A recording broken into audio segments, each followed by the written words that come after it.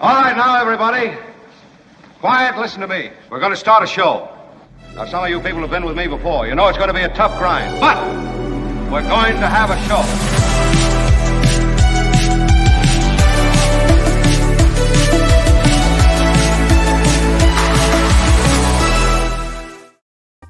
And hello, all. It is our Wednesday show, and there's a lot to come. Albert, the commish, is in his producer chair and in the part of Kim today. Doing news for us, we welcome Teresa Strasser, everyone, and I'm super excited that Teresa's here. Teresa, a San Francisco connection, because this show was born out of KGL Radio in San Francisco, so I was excited that you actually you got serious roots in San Francisco. Yeah. Grew up on 26th and Church in Noe Valley, went to Lick Wilmerding High School, lifelong Warrior fan. Come on! I mostly spent my childhood on the Kay Ingleside.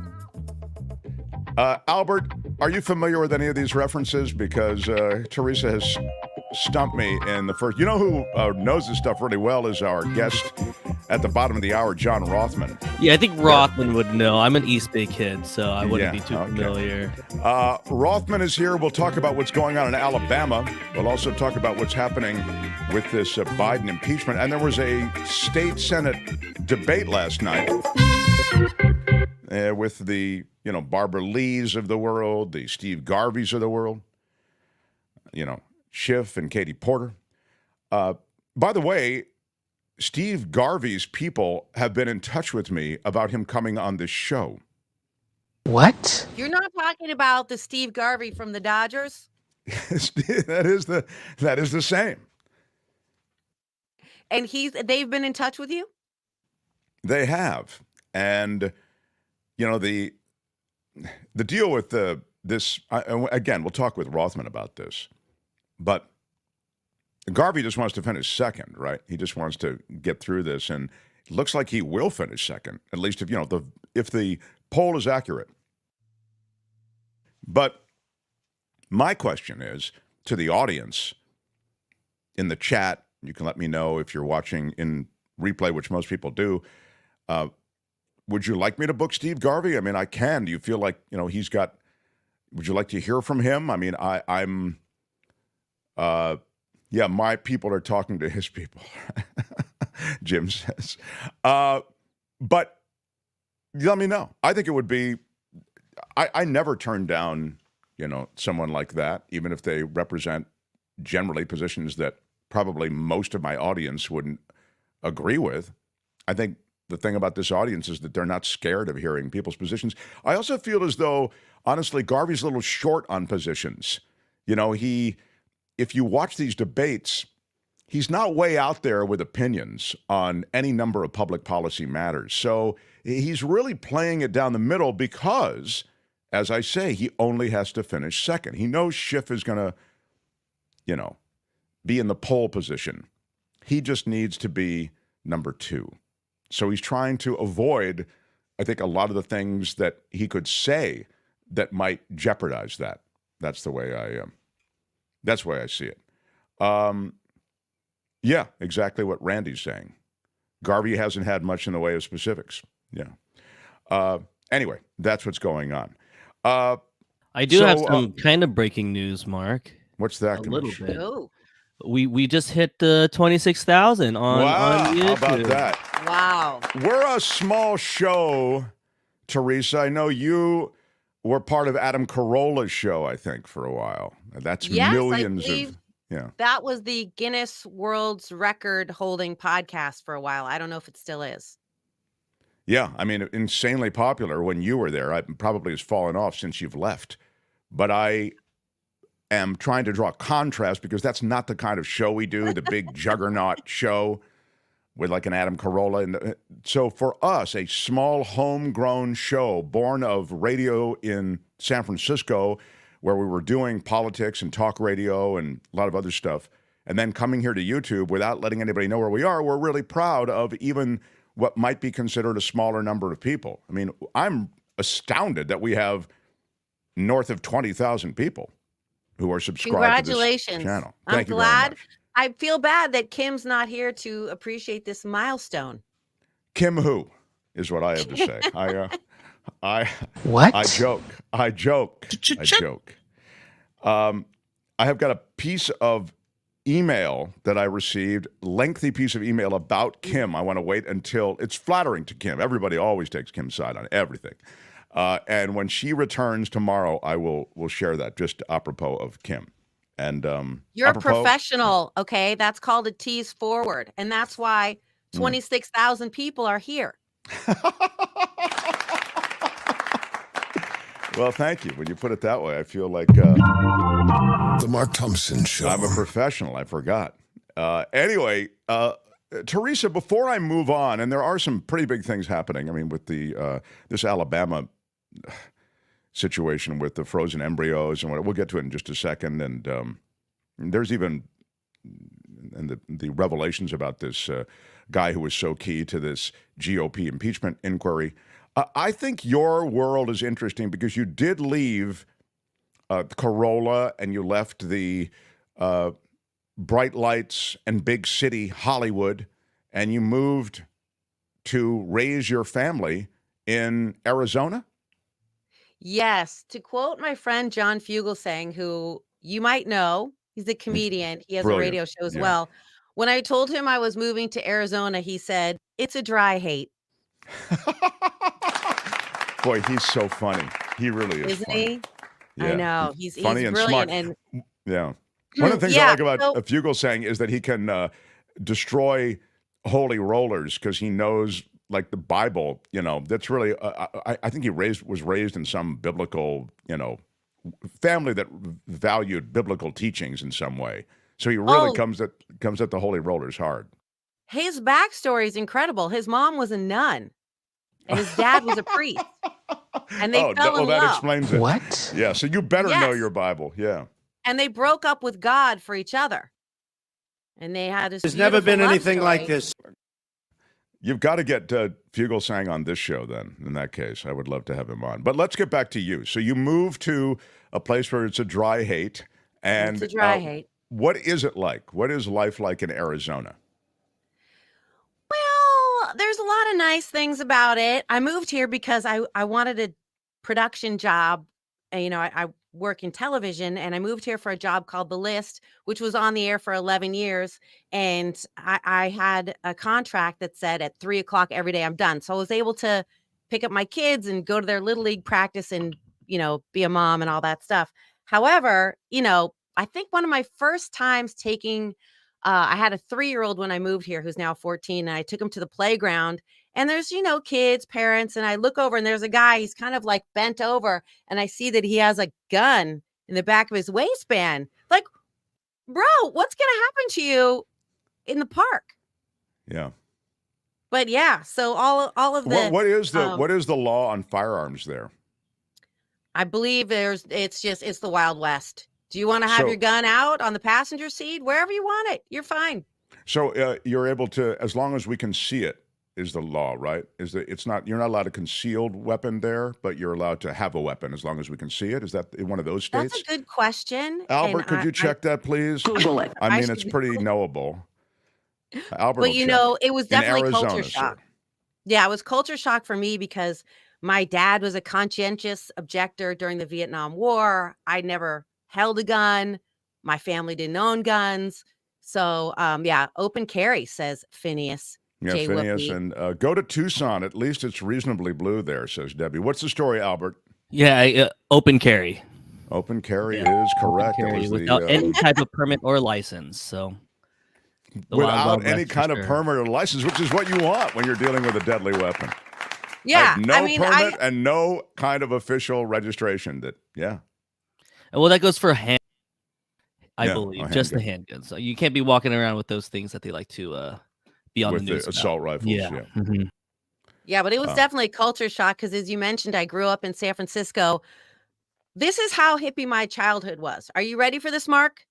Are you ready for this? Yes. Okay. There is a coffee shop on the corner of Hayes and Cole, which still exists, and it is called Sacred Grounds. And that was my mom's coffee shop. That's a great name for a coffee shop. Wow. Yeah. Yeah, we had a Albert, can you rally a picture of Sacred Grounds, please, so we can get Google it? I mean, it's just, it's there. It still exists.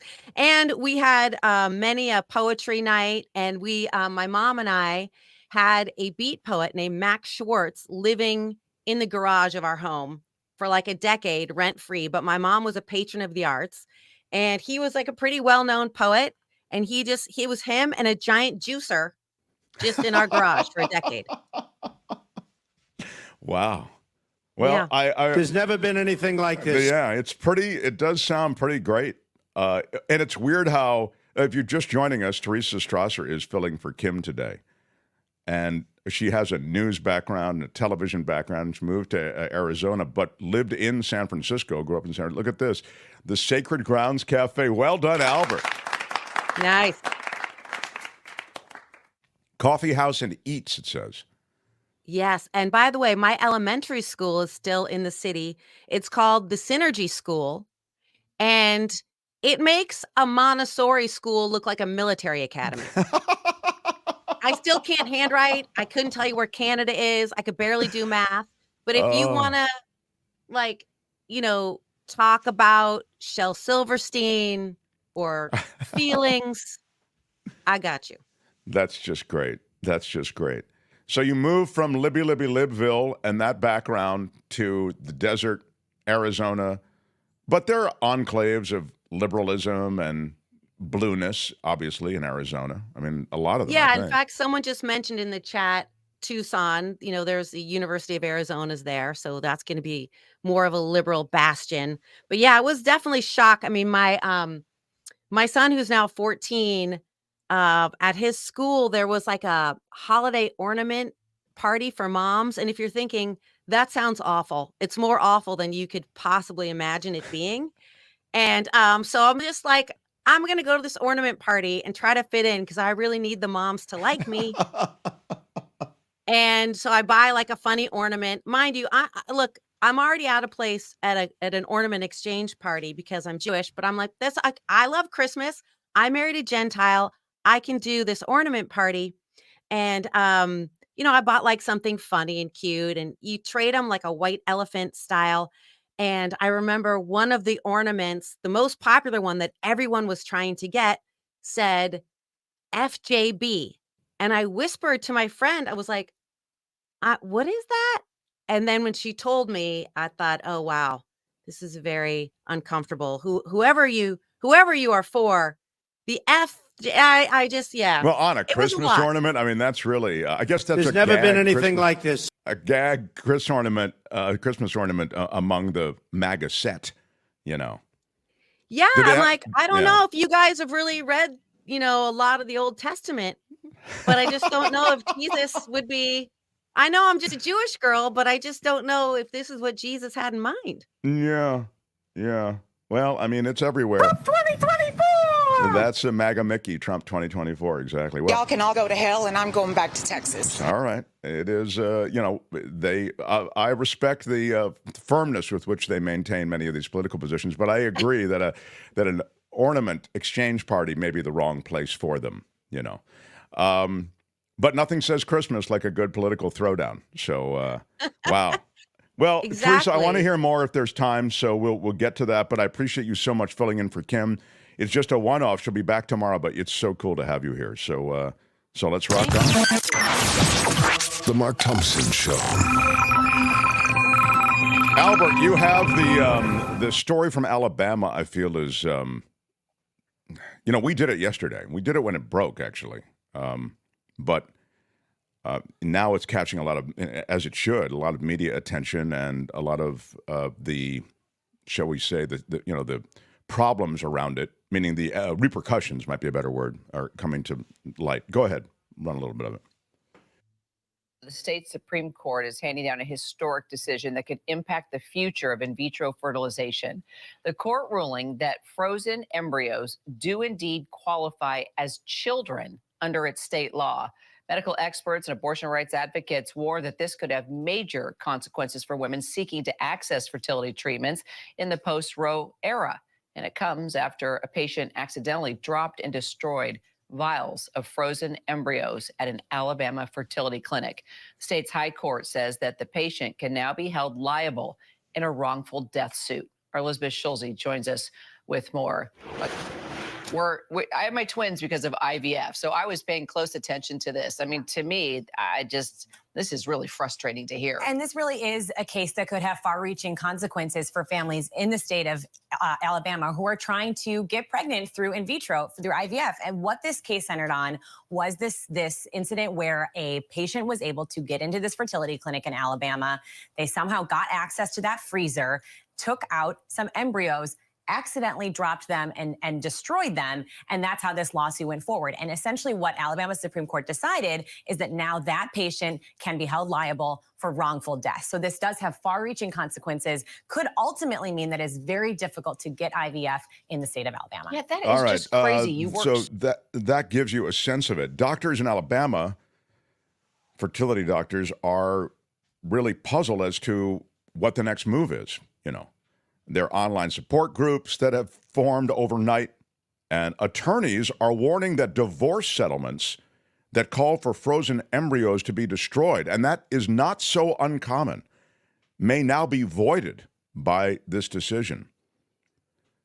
There is a lot of backlash, but the state Supreme Court in Alabama, and Alabama itself, is one of those places where you're not going to get the kind of resolution you want if you are shocked and angered by this. Meaning, Alabama's a place, I told you this when the decision first broke, where there's it's not negotiable. Abortion is not available under any circumstances. So if you look at this as a bellwether for what might happen elsewhere, it is another massive blow to women's rights, and women's reproductive rights are really being taken away, I feel, in this country. It started with Roe, a decision that everybody during the confirmation process for Supreme Court justice swears they won't touch, and then it's one of the first orders of business. There is a religiosity that is informing more and more. In fact, even this Alabama Supreme Court decision was informed by religious reference. So this is what overturning Roe does. When you turn it back to the states, you end up with these kinds of decisions state to state. It's a huge, huge setback for this country. I mean, it was already a huge setback, and then this decision takes it to another level. I mean, there's a certain absurdity to this. It denies science. I mean, you can tell me, Teresa, you're someone, I mean, as a woman, I think I always feel awkward because I know I'm not connected to this issue that way, even though I'm a passionate, defender of women's reproductive rights and, power over their own bodies. But just the process of IVF, I think it is true what that anchor was saying. You need to, there are going to be embryos there, and all of a sudden, what happens? The notion somehow that they have the same rights as a human being, I think that really stresses the law and also stresses reproductive philosophies a bit. You've got really science butting up against, as I say, religious doctrine or interpretations of religious doctrine anyway. I mean, obviously there's no reference to IVF in the Bible, Well, I should have asked at that ornament party if anyone knew specifically. That would have been the place. Yeah. Like, hey, guys. Yeah. The patient in this case. The science is ridiculous. Yeah, exactly. Ridiculous. The patient in this case, though, goes into the freezer or refrigerator. Yeah. And then takes her own embryos and then accidentally drops them. Mm-hmm.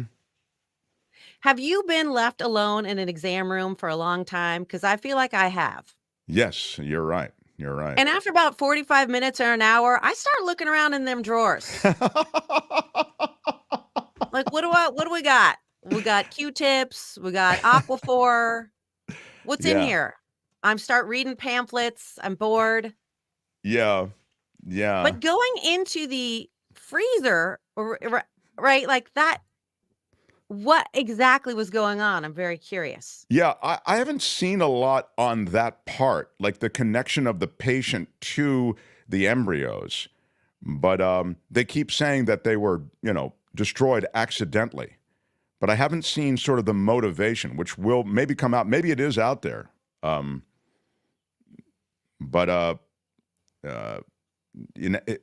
Whatever prompted this move, it's created this decision, which is, I think, so very dangerous.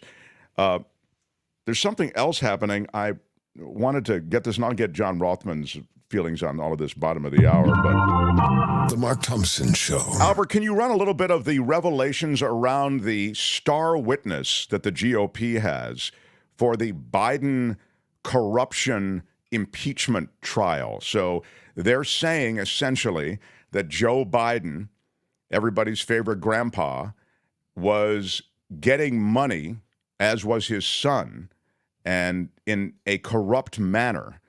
And this is through the Burisma deal, et cetera. But now their star witness, it turns out, was telling a completely fabricated story. And now there's a revelation, another revelation. On top of that revelation, he's got double revelations. This is where that guy came from. News, new court documents just released revealing that an indicted informant admitted to the FBI that he got dirt about Hunter Biden from Russian intelligence officials. Joining us now, the former National Security Council official, retired Lieutenant Colonel Alexander Vindman. Colonel Vindman, thanks so much for joining us. His dog is about to make an appearance here, too. This FBI informant, a guy by the name of Alexander Smirnov, was fed fake dirt on the Bidens by Russian intelligence. And how does this fit into the pattern of how Russia actually operates? We use the term bombshell pretty often, but I think this is some bombshell reporting. The reason is that it clarifies certain facets of Russia's influence operation to interfere in elections almost a decade back, 2016, 2020, and 2024. It certainly shows their tradecraft in using witting agents. Smirnov is under arrest because he's assessed to be a witting agent, more than likely. And the fact that I think from an intelligence perspective, from the Russian perspective, they see a large number of Republican political leaders as unwitting agents, carrying forward Russian disinformation. So that's a pretty interesting picture that it paints of how the Russians are interfering, co-opting the Republican Party to do their bidding, to tip the scales in Trump's favor. The other thing. Okay, Albert, that's good. So that was pretty. This is pretty big, and of course, Vindman, is the.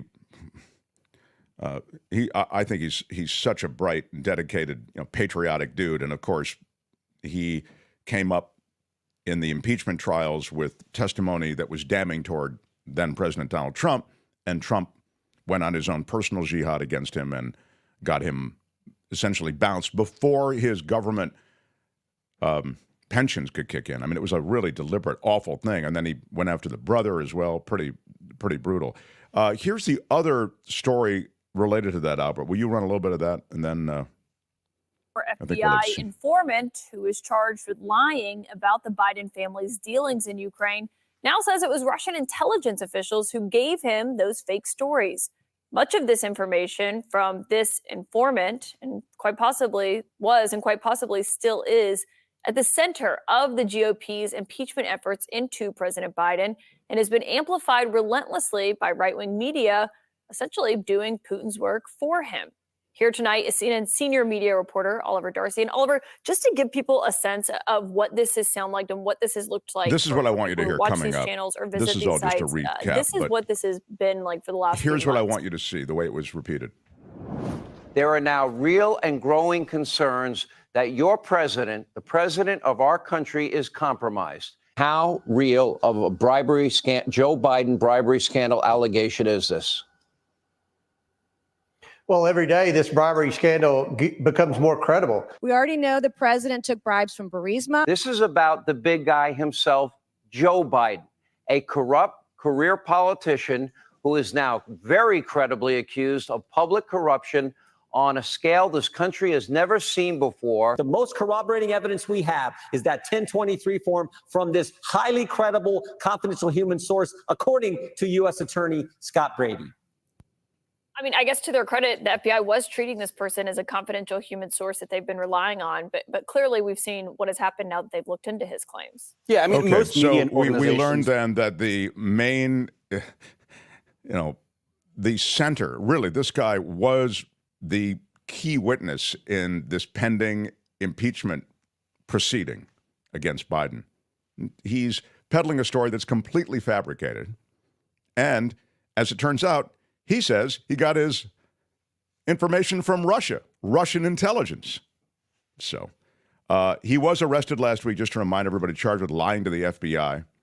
He said that they got $5 million apiece, Hunter and Joe Biden.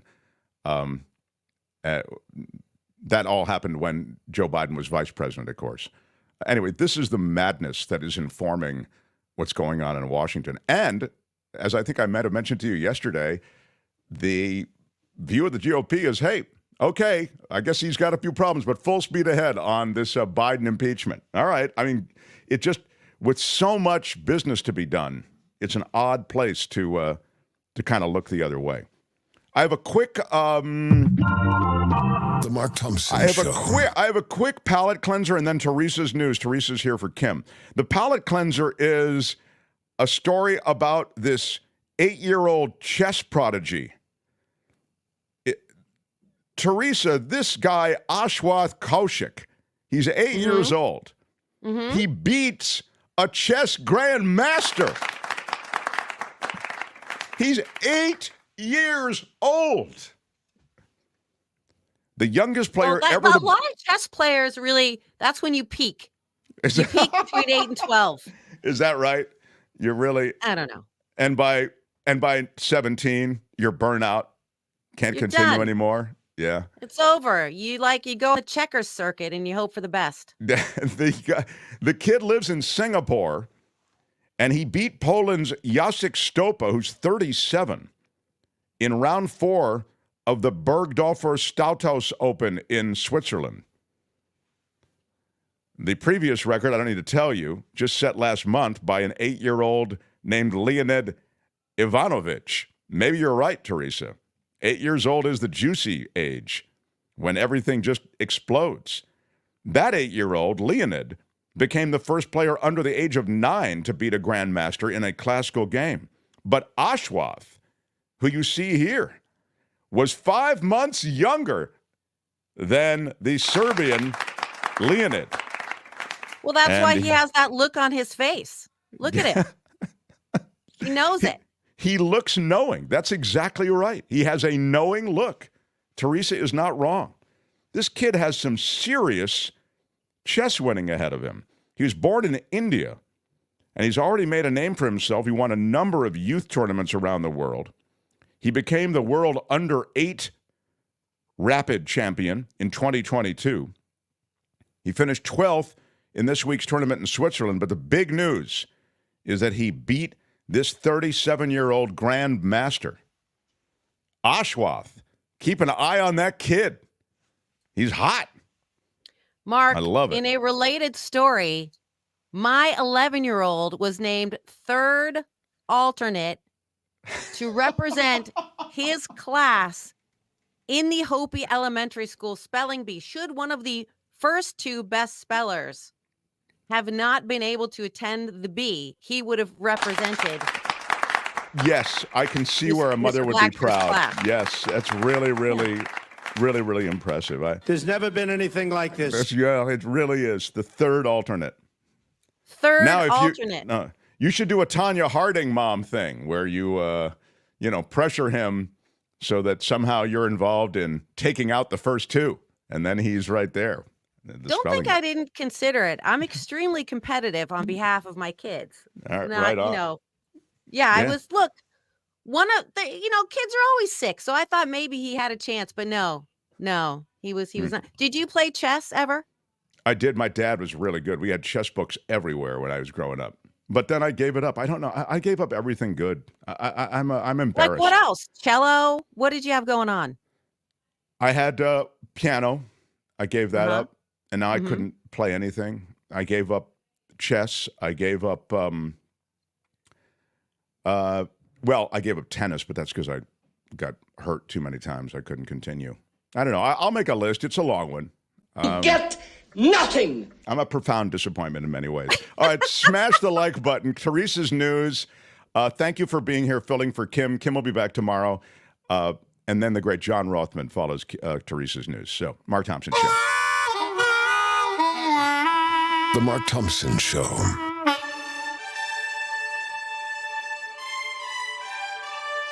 Okay, Mark, as you mentioned, I am Teresa Strasser, filling in for the great Kim McAllister here on the Mark Thompson Show. The Florida Senate is expected to take up a social media ban for kids Wednesday. The measure would prohibit anyone under the age of 16 from creating an account and require platforms to delete existing profiles run by minors.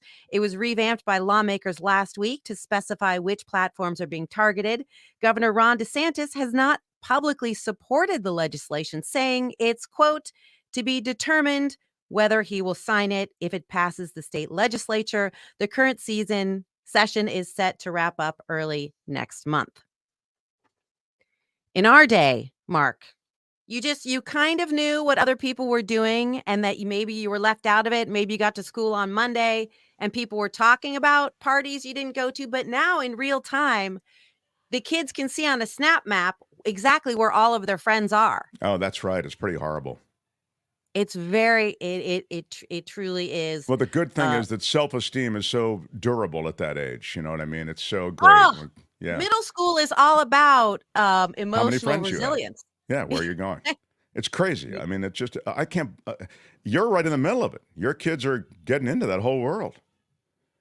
Yeah, well, we used to call it junior high. Now it's middle school. Yeah, it's just, it was hard in my time at Aptis Middle School, and which is still there in San Francisco. But yeah, it's really something now, and it's very scary. So I'll be interested to see what happens with that. Lyft CEO David Risher says the rideshare company's bottom line was boosted thanks to the Taylor Swift Eras tour. Traffic to and from stadiums and hotels was significantly up when the pop star was in town, anywhere from 25 to 60%. Risher also told Yahoo Finance that Swifties tend to tip 3 times higher than average. Yep. What? Wow. That is unreal. And Taylor Swift, again, is the straw that stirs the drink economically. Wherever she goes, things get better. And I know you were worried about this, so I want to reassure you and all your 26,000 viewers, fans, that Travis Kelce has boarded a private jet en route to Australia. Oh, yeah, he did. Girl, you just woo. Yeah. You love it. Look at that. That's Americana, kids. NFL, pop star. I love it. Yeah. Do you follow this story, or do you not care? I just can't get enough of my Taylor and Travis. What can you tell us about the scene? It looks like they're making out, Larry, right there in front of everybody. What can you tell us about the scene? He's on his way to see her concerts. Yeah. Well, in another musical story, are you a fan of the song Hotel California? Yes, I most people are, right? Although I think I've heard it. I've heard it probably enough for 5 lifetimes, but yes, it's a good song. Okay, so it's maybe it's been played out. So you probably are familiar with a lot of the lyrics. Probably. Do you know the beginning? On a dark desert highway, is that the first line? Yes, good. Yeah. That's all you got? Cool wind in my hair, I think, Yep. right? Yep. One something to believe it, or what? I don't know what the next line is. That's Taylor's version. No, that was pretty good, actually. Well, a trial involving the lyrics to Hotel California is getting underway today in Lower Manhattan. The words to the 1970s hit by the Eagles were written out by hand, but disappeared. Years later, a rare book dealer, a former rock and roll Hall of Fame curator and a memorabilia seller were accused of selling the lyrics to auction houses while knowing that they were stolen. However, their lawyers Wow. maintain that they're innocent. The case will be decided by a judge, not a jury. Wow. It was wrong. It was stupid, and I'm trying to be a better person. It is wrong. I mean, to jack those lyrics, I wonder how much they went for. My bad. I'm sorry. Had to be a much, I would imagine, I mean, much more than we could even conceive. I mean, that's as you sort of suggest with the story, it's a cornerstone piece of music. Anyway. Right. I mean, I didn't tell you we were doing this story, and I just asked you out of the blue if you knew any of the lyrics, and I think you had the first couple lines down. Yeah, no, yeah, it's the real thing. Wow. I just saw the Eagles in concert at the Forum, and I didn't want to go, I'll be honest. But my pal got tickets for my birthday, which is the day after Christmas. So this just happened. And I went, and I had a great time. Steely Dan opened, and since then, I've done nothing but been down big YouTube things with Steely Dan, and et cetera, and also with the Eagles. But the reason I mentioned about lyrics is that the Eagles are there. They've done these songs a jillion times. There is a monitor to the right of Don Henley, and it's got lyrics on it. It's a teleprompter. And it made total sense to me. I mean, it may be exactly because he's done it a million times that he could glitch out. You know what I mean? He's not totally engaged that way anymore. But it was a wild thing. When I saw it, I thought, wow, and then I thought, oh, it kind of does make sense. Yeah. I guess there ain't no way to hide that teleprompter. Is that Well done. common? I feel like maybe Bruce Springsteen has. I've read that he's had one. Am I making that up? Oh, no, I don't know. I think most performers have them. I saw Johnny Mathis, and he supposedly does not have it. He's 88, and he does not have a prompter. And I questioned his manager, and I questioned him. I said, Johnny, you're telling me you do 2 hours of music, and I mean, nope. He said, I've done the songs so many times. So, anyway. They're just ingrained. I mean, the way that you could come up with the aforementioned lyrics to Hotel California. And here's a story in Health News. Hundreds of cancer researchers from across the country are meeting in Texas. The annual conference is looking for answers to why the disease disproportionately affects Latinos. Dr. Amelie Ramirez with the University of Texas Health System says they believe it's a combination of both the DNA and environmental factors. It's similar to research into why diabetes affects so many Hispanics.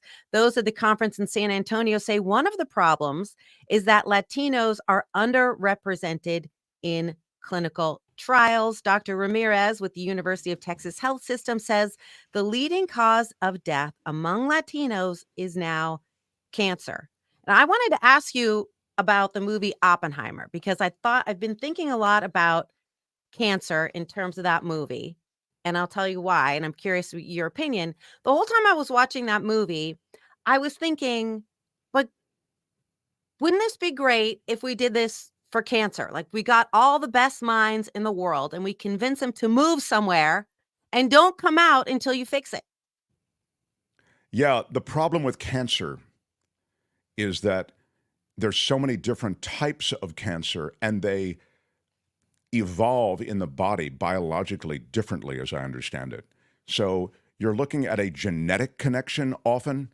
You're looking at a cellular overproduction and a perversion of the way the body normally reproduces cells. I mean, I understand most people are aware of what I've just said, but I guess what I'm trying to say is just under that umbrella, there's so many different disciplines within the discipline of treating cancer. And then there's the question of treating cancer. You know, there's the avoiding cancer, beating back cancer, treatment of cancer. It's an industry, and they have made improvements about how they treat it. But I think a lot of alternative therapies are now included in those therapy regimens that many people are dealing with. But I think it's one of those Rubik's Cubes problems that involves so many different elements that it may be very hard to, like, say, you're not coming out of that room until you come up with an answer, because there's just not one answer, or even they're not 50 answers. They're, 5,050 for depending on the situation. That's an excellent point. What I'm bummed about, and then I've got John Rothmann waiting. John, don't worry. We'll hopefully have a good time to visit with you. But what I did want to mention is that I've forgotten now. Did you just interrupt yourself? I did, and it was inelegantly done. But there you go. Something about cancer. Do we have time for one more story before we quickly wrap it one up more, and then we must go. Okay. Well, this is a story about Trader Joe's. This story from SF Gate. Bay Area Trader Joe's stores are putting a limit on a new frozen item after social media posts made it go viral. The Dutch griddle cakes have been hard to come by since they were released last fall. What? After a viral video. Yes. Was that you sneezing? That was Albert with the Oprah what? Oh, thank you, Oprah. Yeah, so people have been suggesting that these griddle cakes have a strong resemblance to the McDonald's McGriddle breakfast sandwiches. And since then, folks have taken to social media to post videos of themselves recreating the breakfast sandwich at home with the coveted Trader Joe's griddle cake. Again, this story from SF Gate. So if you're trying to get one of those in the Bay Area, just bring your friend if you want to get two, because it's one per customer. They're rationing them. Yeah. And this is their new hoax. Yeah, the Dutch griddle cakes at Trader Joe's. Wow, they do look good, huh? Don't they? Really, really good. Well, they're rationed, but they're still there. They're still there. Exactly. And I'm Teresa Strasser, filling in for Kim McAllister today on the Mark Thompson Show. Right on, It's Teresa. fantastic. Yeah, right on. Well done. The Mark Thompson Show. And Teresa, you'll enjoy meeting this next guy. He's an absolute encyclopedia of knowledge when it comes to presidents, American history. He has many comments on this country and what's going on the world stage. He had a show on KGO, and we excitedly bring him in every Wednesday. And I will tell you that you should also subscribe to his podcast, which is called Around the Political World with John Rothmann. He is John Rothmann. Hi, John. How are you? By the way, I loved your mention of Johnny Mathis. I want to point out he was a graduate of my alma mater, George Washington High School in San Francisco. Right. Mathis So we was have a- Nick Wilmerdine, we have George Washington High School. Tell you, we're really rolling here. Where'd you go to high school, Mark? I he's was a in foreigner, Washington, that's D.C. right. Yeah, sorry. I'm in Washington, D.C. But I will tell you that his, I believe his high school years, and you can confirm this maybe, I don't think he's a contemporary of yours, but you might just know that he was a track star, as I recall. He was a track wasn't he? star. And you must know that when San Francisco State University, where he went to school, San Francisco College, needed a track, he donated the money for the track. And I want to Wow. also tell you that he has been extremely generous with Washington High School. And he has contributed whenever we've asked for any help. And he's just a phenomenal guy. No, it's cool. He seemed really, really, well. Can I just point out, did a great show. Teresa, just so you know this, I became president of the George Washington High School Alumni Association 50 years ago in May. And I am retiring after 50 years this May. And so I've been very familiar with Washington High School and all of its comings and goings. Yeah, he's a. Oh, he's a- well, congratulations on a fruitful long term. and he's I'm pivoting hoping to somebody run will for nominate mayor me. of San Francisco, aren't you, John? Yes, I was mayor of San Francisco and Youth in Government Day in 1966, the best run day in the history of San Francisco. I should also point out, I was also Emperor Norton in the Court of Historical Review. So when you refer to me, it should be Mr. President, Your Imperial Majesty. Wow. And, I can think of a few other accolades that I could throw my own way. It's a. Well, that's Your impressive. Majesty, Your Majesty, but you're familiar with Lick Wilmerding, where I went to school. I certainly am. My niece and nephew went to Lick. I had many friends who went to Lick. I even remember, I hate to say this, I'm old enough to remember when Lick was tuition free. No. Wow. So that was the whole point. When I was there, they had a motto, head, heart, and hands, and all of the students had to take trade classes. I'm the Yes. daughter of a mechanic, so I had to take electric shop, machine shop, wood shop, drafting 1 and 2. every student had to take all of those. And may I say, your husband and your children are obviously very lucky to have such a handy wife and mother. Wow, how about thanks. that? John always laying it on thick early, and then usually late. He is a politician. You don't realize this, Teresa, probably because this wouldn't be on your radar. But many in our chat, many who sort of are devotees of John Rothmann, they feel he should run for mayor of San Francisco now. He should throw himself into that race. And I think John, if I can say this, I don't mean to. I think John enjoys that question and kind of, oh, come on, John, please run, more than he would actually enjoy running. Wouldn't you agree with that? There has been a draft Rothmann movement, and I'm delighted to report that it still exists. But I always ask the question, if you're a film buff, you remember at the end of the movie The Candidate, Robert Redford is run for the Senate. Nobody thinks he can win. He wins. In the last line of the film, he turns to his campaign manager, having won the election, and asks, now what do I do? Right. I that wouldn't be a problem with you, but no, it certainly wouldn't. But there is that, All right, now let me ask you quickly about two things that were on television, I believe, last night. One of which was the California Senate debate for the Feinstein seat that is vacant. Did you catch any of it, or do you have any thoughts on it? And it's very interesting. Adam Schiff will certainly get one of the spots. The battle now is for number 2, and that is between Katie Porter, who is a Democrat, as you know, and the former champion of the Los Angeles Dodgers, who's running as a Republican. But I just want to make this clear, and you should interview him, by the way, Mark. He's a very interesting interview. But the point is that now we don't vote for a Democrat and a Republican. We vote for the two who get into the top position. So I hope that Garvey gets in, runs against Adam Schiff, and the people of California really have a choice, not an echo. All right. Then let's pivot to speaking of an echo, Donald Trump sitting down with Sean Hannity. It was Laura Ingraham. And Laura it was Ingraham, 1 hour between 4 and 5. Thank you. Sorry. Yes. Well, clearly you're familiar with it. So please speak more on this, because what I saw was just he was literally just inventing stuff on NATO, on everything, on the document and comparing himself to the recently murdered Putin's latest victim, Navalny. What can I tell you? This is it's a travesty. He didn't really answer Laura Ingraham's questions. He evaded them. He was playing to his audience. They had, at best, several hundred people there, all of whom were Trump supporters. And what did we learn? Not a heck of a lot, except that it appears, because this Saturday we will see the election in the primary in South Carolina. Donald Trump will in all likelihood win that vote. The latest poll shows him 30 points ahead of Nikki Haley, who comes from South Carolina. And it will be very interesting to see, because it will essentially destroy Nikki Haley's chances. So people are asking, why is she still in the race? What happens if something happens to Donald Trump?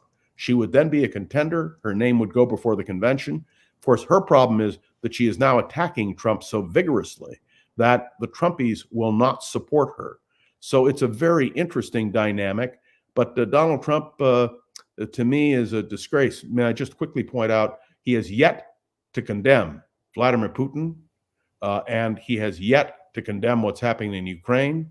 And most shockingly, he hasn't even condemned the murder of the leading opposition to Putin in Russia. So this is a man who, to me, is completely morally bankrupt, has no business being president of the United States. And if you don't believe me, talk to the people in NATO.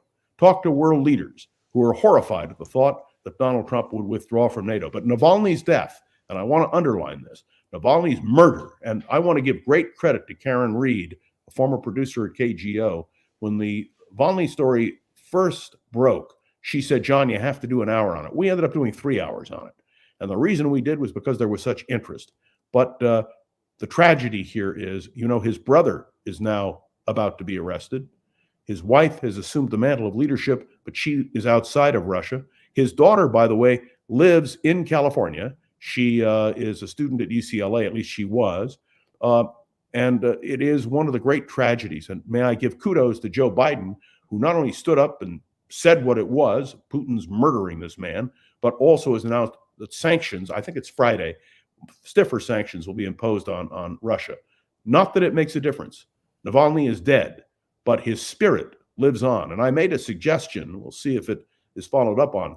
Raoul Wallenberg, the great righteous Gentile who saved thousands of Jews in Hungary in 1944 and 45, was then kidnapped by the Russians, died in the Gulag, but was made an honorary U.S. citizen because of Tom Lantos, by the way, a former member of Congress. I think Navalny should also be made an honorary United States citizen. It would be a tribute to his sense, what he tried to do. And I don't know if you watched the CNN special, which won an Academy Award, but I sat here riveted as Navalny essentially outlined the tragedy that was to befall him. And he did it with brilliance, and his family participating. It was really, really a great, great program. Followed, by the way, on CNN by a portrait of Vladimir Putin. Talk about an evil man who ought to be condemned by the world and ought to be exorcised from our world politics. So all of these let me things ask you about that, John, just because you touched on so much. But, you know, the Navalny case and the reluctance of the GOP and the reluctance of Donald Trump to really comment on this and, you know, show any disdain for Vladimir Putin. And as you know, those who are showing up at memorials for Navalny, they're being arrested by the hundreds. In Russia. In Russia, I'm talking about, yeah. So it speaks to and reflects the way they squash opposition of any kind, opposition speech.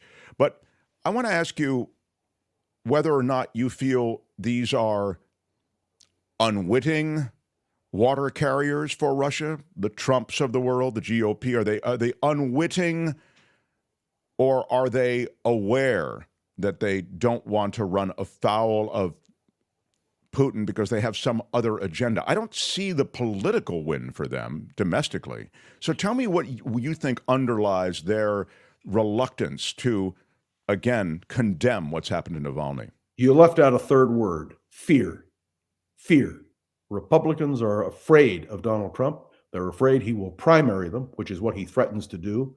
And that is a critical factor in all of this. Okay, that's the Republicans, John. Tell me why Trump has been reluctant. Because it's Trump money, loves Putin. Trump has defended Putin. Do you remember when he stood in Helsinki and was asked who he believed, American intelligence agencies or Vladimir Putin? And with Putin standing right next to him, he said, well, I believe Vladimir Putin. Donald Trump is enamored, if you will, of dictators. And the dictator he seems to love is Putin, along with Orban of Hungary and other world leaders. So I can only suggest to you, and I say this with some sadness, the Republican Party needs to stand up and just say no. I can tell you that if previous leaders of the Republican Party were alive and they could hear what Donald Trump is saying or not saying, they'd be rolling over in their graves.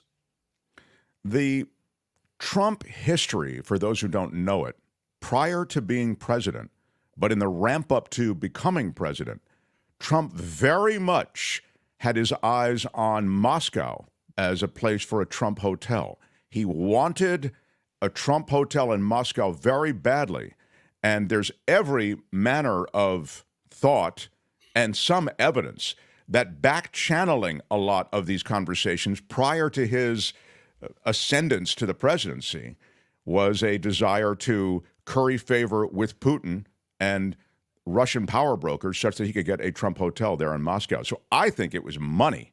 Now, obviously, he has a love of these authoritarians, as you suggested, but I think underpinning a lot of it is basic business. You know, the guy is just... Fortunately, we don't have to choose one or the other. The cumulative result is that Donald Trump, when it comes to defending America's interest in the world and standing up for freedom, does not represent the best of the Republican Party. Whether it was Dwight Eisenhower or Richard Nixon or Ronald Reagan, he simply has abdicated that responsibility. Now, what we'll see in South Carolina, which I would remind you is heavily populated by retired military, whether or not they will respond at the polls on Saturday, giving Nikki Haley the vote instead of Donald Trump. If Donald Trump wins in South Carolina and wins decisively in South Carolina, by March 5th, we will have a Donald Trump iron lock on the presidency, that is the nomination of the Republican Party for president. It is, to me, one of the most unfortunate moments in the history of the Republican Party, and certainly one of the most unfortunate moments in the history of the United States.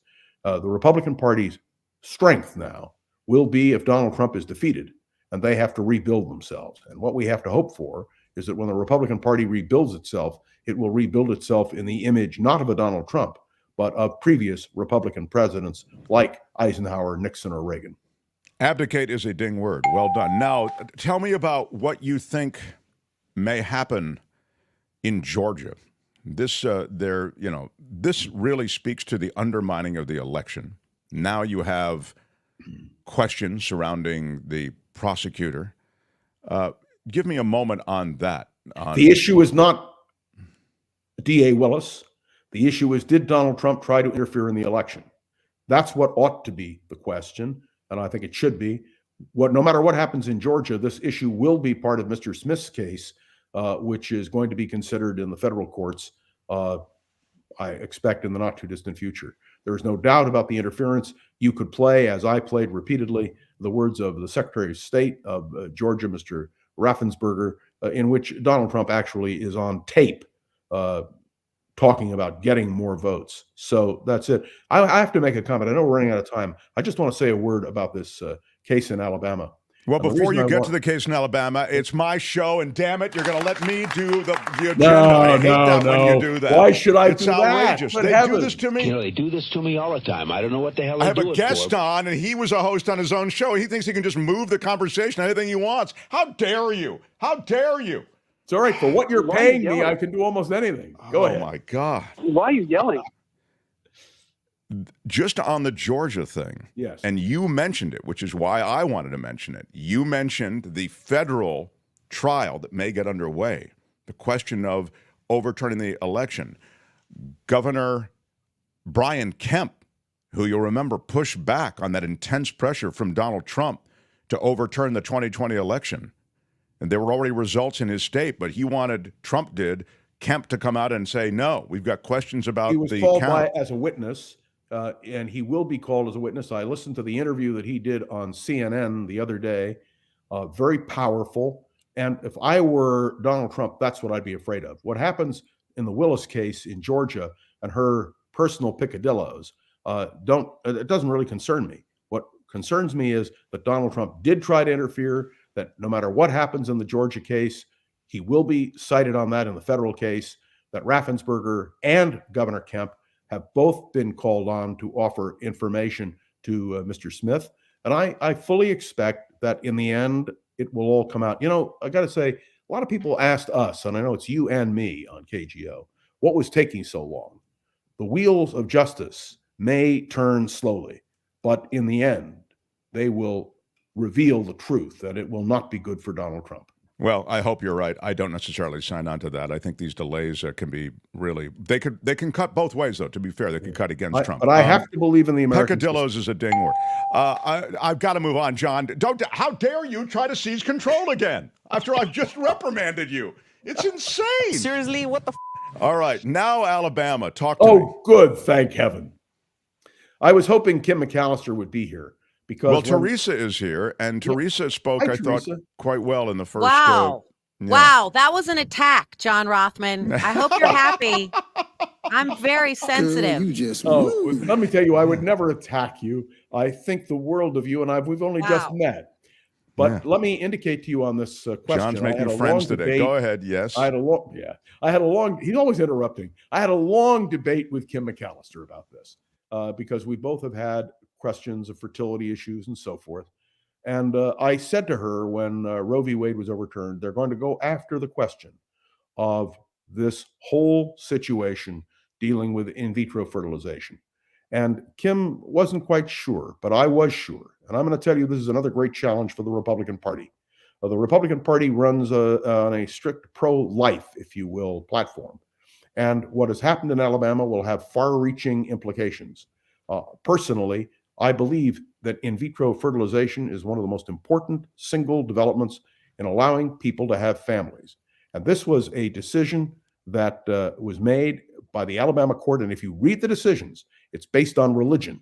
It's based on their view of the Bible. Well, I believe in a separation of church and state. And all I can say is now the Republican Party will have to declare itself on another issue. Do you believe that a woman has the right not only to control her own body, which I believe is an absolute, but should a woman have the right with her husband to secure the ability to have a child?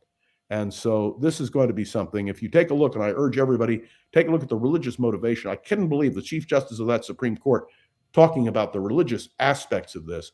Just ridiculous. And I expect this will be a major issue in the election of 2024. I'm reading, I think I'm rereading this. I believe I read it a long time ago. Fortunately, I can't remember anything, so everything is like being reading for the first time. If I may, Mark, Yes. the 3 signs of getting older. The first one is, oh, gee. Come on, John Rothmann.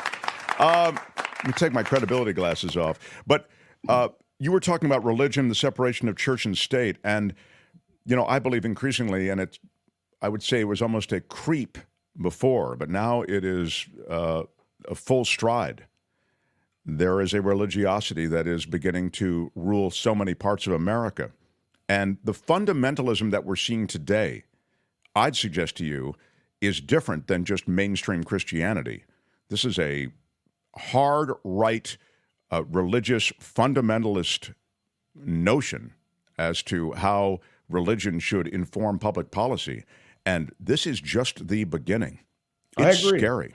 There is a and I was just story on rereading a book CNN. essentially that suggests that over time, this, male hierarchy, which claims to speak for the Lord, is going to subjugate women in other ways. Well, if you check CNN yesterday, I believe, there was a story on how the hard religious right is planning to play a central role in the Trump administration should he become president again. That should scare every single one of us. So I think this is a matter, and if you ask me about the election, if you talk about this question of in vitro fertilization coupled with the question of a woman's right to control her own body, the question of Trump on foreign policy and where he stands on Russia, and you deal with a variety of issues which the Republican Party will now have to face. With Donald Trump as the nominee, I think it gives a big advantage to the Democrats. One other quick point, and that is that if you've been watching and listening to what's happening in South Carolina, the former governor of South Carolina, who is Donald Trump's major opponent, may go down to a crushing defeat, but she is slashing Donald Trump with everything she has. And I would suggest to you that the odds of her supporting Donald Trump in the presidential election, if he's the nominee, I think are limited. So I'm watching that as well. It's interesting, though. She will not commit to not supporting him. She will not commit. It's odd how she does a two-step on that. Here you are, as you say, she's slashing him, but when he's, but if he's the nomination, will you support him? And she goes, well, I'm going to wait. I'm going to be the nominee, et cetera. Typical political response. Of course. And all I can say is I'll be watching all weekend because that is going to be one of the most critical moments. And let me just point out to you, then there's a question, if something happens to Donald Trump before the convention, and he has a majority of the delegates, what happens?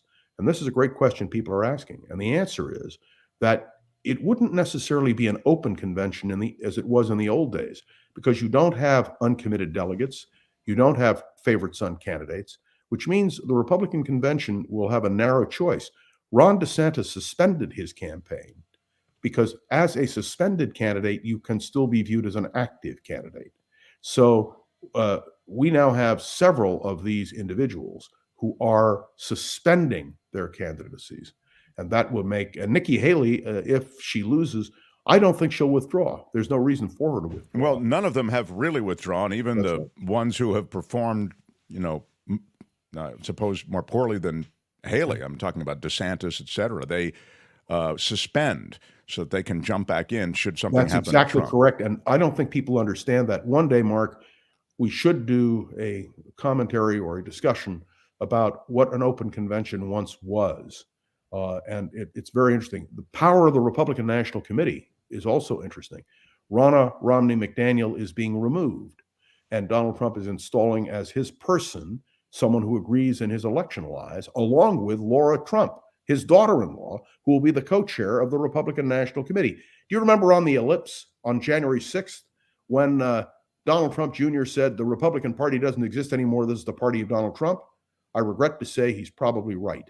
And Well, that has the other to be thing is resisted. that Laura Trump's already said that the monies that are raised are going to go toward re-electing Donald Trump, which means and paying his legal bills. Well, that's just what I was saying, which means paying those legal bills. Of course. They've got to be paid.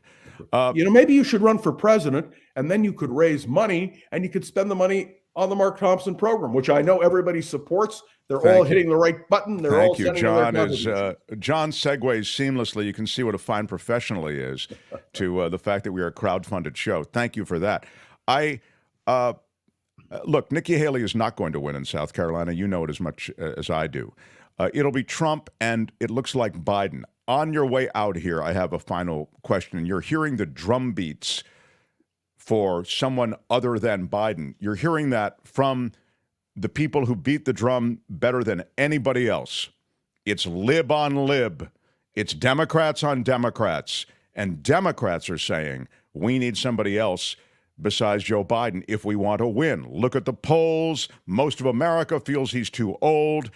Now, the reality is, given a candidate like Trump, it feels to me like Biden has beaten him and will beat him. But the idea is, and then I'll stop and I'll let you speak, the idea is that the messaging that you need to do and the vitality that's required out there on the campaign trail, he just doesn't have.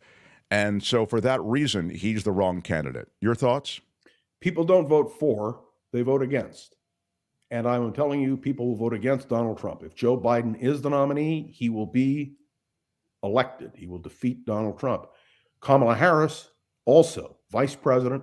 She is not being dumped. She's staying right there despite all this talk about other possibilities. So I have every expectation that Joe Biden, if he can, is going to run the distance.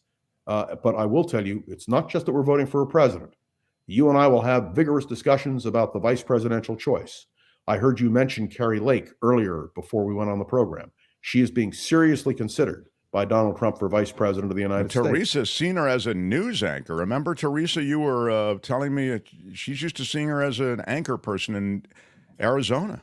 And she was defeated for governor. Yeah. That's right. Yeah. But she does have support there. I mean, she's not without some support. Anyway, John. Well, let me just point out, Teresa clearly has a marvelous career. And Teresa, I think you would be a wonderful candidate for vice president on any ticket. Wow. He's always. Thank you so much. He's a charmer. I was going to break in with the news that the Department of Justice is putting together a task force to investigate your hijacking of Mark's show. I got. Oh my God! I love Just so long that. as you don't have any witnesses. I mean, you have witnesses. But I don't want any witnesses because I want all of them discredited the same way is going to happen on the Biden impeachment. Thompson, party of four. Okay, I got to get back to my table. We didn't get to Smirnoff, but it's okay. I Oh, understand. Smirnoff, give me a minute on Smirnoff. Go ahead. Hey, which one do you use, Mark Thompson? Is the he's the key witness. He's the key witness in the case that the GOP is bringing against Biden and his son. And what a wonderful witness he is. Turns out he got all his disinformatia from Russia. So all I can tell you is this is just great news for everybody. And I know we have to close. Teresa, you understand. It's not that I want to hijack the Mark Thompson program. It is like every radio talk show host, we are only slightly egomaniacal. And therefore, we're always reluctant to give up being the center of attention. But Teresa, may I say it was a high honor and great personal privilege to be with you. Mark obviously has very good taste in people who come in to fill for Kim McAllister. And as for you, Mark Thompson, you are forgiven. And by the way, would you give my warmest good wishes? Don't talk to me that way. Good wishes to your parents. Thank you so much, John Rothmann. John, and don't Rothmann. forget, So great to meet you. tell them to hit the right button so they can Yes, contribute hit to the that Mark like Thompson button, show. right. Hit the like button. It's good. It's good. It's good. Thanks, John. Bye. Okay, bye-bye. The Mark Thompson Oh my gosh. It was great. I loved it. How would you handle this? We could try ignoring it, sir. Morning. You cannot say you love your country. Where are my weed smokers at? Stay at home and get baked. Yeah, you're right on. Big bowl of Rothman today. Wow. You see what he does, Wow. Teresa? I enjoyed him so much. He seems really smart. I feel like he could beat that 8-year-old in chess. Oshawa, right? What? Oh, that's right. Good. Well, I know one thing, that 8-year-old's not going to get a word in edgewise. It'll be Rothmann. Let me tell you something, Mark. I already feel bad about my performance on your show, and I too wish that Kim McAllister were here because she's a lot more versed. Oh, she's a lot more versed in the hard news. But I did enjoy him. We love you, so please. But it is time to acknowledge Gail Guthrie. You know, we are big super sticker, super chat folks because we're crowdfunded, so all our money comes that way. And Gail Guthrie is Hall of Fame with supporting us along the way. Gail Guthrie with a 10 spot. Big shout out. Yeah. Oh, I was saying I gave up a lot of things, and yeah, thanks for not giving up broadcasting. That's so sweet. That's right. It was piano, chess, tennis. My dad was a table tennis champion. There were all these trophies of table tennis, ping pong around the house.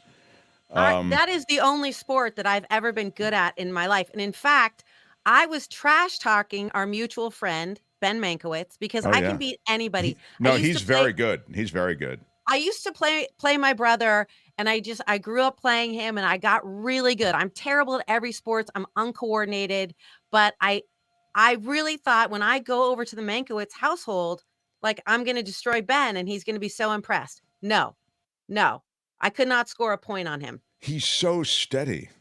He just returns everything. It is one of my life goals to beat Ben in ping pong. So is it even close when you play? No. I've gotten a couple of games where I've gotten close, but it's always been like he beats me by 5 or something like that.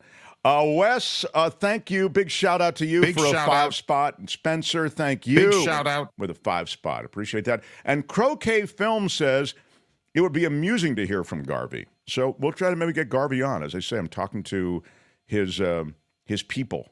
So I would like to find out what Ron Say the Penguin is up to. Yeah, that's right. Well, he does have a window on those old Dodger players. So if that's your jam, you'll get it. I watched many a Dodger game back in Steve Garvey and Ron Say's day. Well, let's grab some news from Teresa filling in for Kim, right, Albert? Isn't that what you would counsel here? Some news. We have Jim Slayton, who just donated a 5. Thanks, Jim. Thanks, Jim. Big shout out. Thank you. This is the weird thing about YouTube, Teresa, which I didn't realize. I just kind of brought the radio show over. You worry about content. Now you worry about a couple of visuals, your guests, etc. But you always have to turn it into a telethon at some point. Like you have to fundraise because you're crowdfunded. Like if we don't, we just go away. So it's very cool that that Albert mentioned that because we need to acknowledge those who step up. Albert, and thank of you. course, the Patreon and PayPal is the best way to contribute on an ongoing basis. TheMarkThompsonShow.com. Go to the website, TheMarkThompsonShow.com, and click the Patreon or PayPal links, and they'll take you right there. There's also PayPal and Patreon links under every video. So if you're watching this right now, it's right there. You don't even need to go to the main website if you would rather just click it that way. All right. Teresa for Kim. We'll get some news, and then we continue. Mark Thompson Show. The Mark Thompson Show.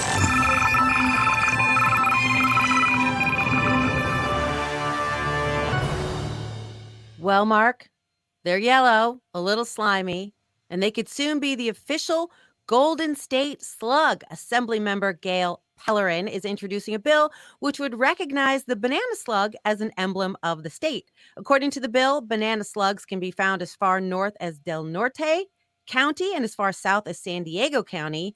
There are 7 types of banana slugs found in California, only one of which can be found outside the state. If this bill passes, the banana slug would join other state symbols inducted into the California Code, like the state mushroom, the California golden chanterelle. Wow, I love it, actually. Do you know which UC school is the banana slugs are their mascot? Oh, that's a great question. Which UC school has the banana slug as their mascot? In the chat, I'll take guesses. Please, in the live chat, I mean, Bay Area sort of folks should makes know sense. this. Yes. Santa Albert, Cruz? you know it? Yeah, we got even former producer John Daly's in here with the answer to Santa Cruz. Santa Cruz, Santa Santa Cruz Cruz, is the Santa Cruz. A answer, lot of yeah. people with Lot Santa of people. Cruz. Mhm. Right? Bravo. That is correct. Santa Cruz. The ages of President Biden and former President Trump are being targeted by Nikki Haley, who's come up already a lot today. In an appearance on News Nation's The Hill, Haley argued both President Biden and Donald Trump are too old for another term, saying, quote, "There's a reason pilots can't fly after 65. There's a reason in the military they make you retire before 65. Haley said Biden and Trump don't exhibit, quote, normal behavior, and argued neither of them is fit for office. They are Biden and Trump are 81 and 77, respectively.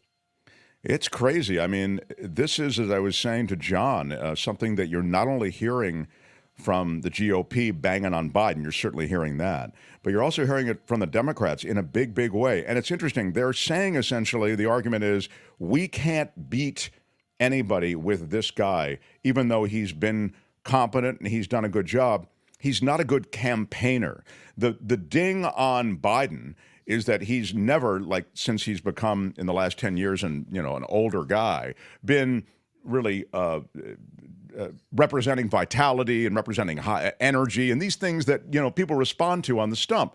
So Joe Biden, the current iteration of Joe Biden as an 80-year-old guy, is a guy who can look feeble, weak, and even though his administration is getting a lot of stuff done, and clearly the people that he's assembled from an administrative standpoint actually know what they're doing, and there's a track record. It's not a situation unlike, Teresa, you know this because you lived in and you cross-pollinated with that show business crew. Actors will tell you there are actors who audition well and there are actors who are good on the set. And sometimes you can audition really well, but not really be good in the movie. And sometimes you can audition poorly and just can't get the audition process to work for you, but you're actually an insanely great actor who on the set crushes it. I feel that Biden, I'm not saying he's insanely good, but I'd certainly say that he's not a good auditioner. He's not a good campaigner. And he seems, as a leader within the presidency, to be competent and to have actually produced a track record that there can be some pride around. So that's my take on it.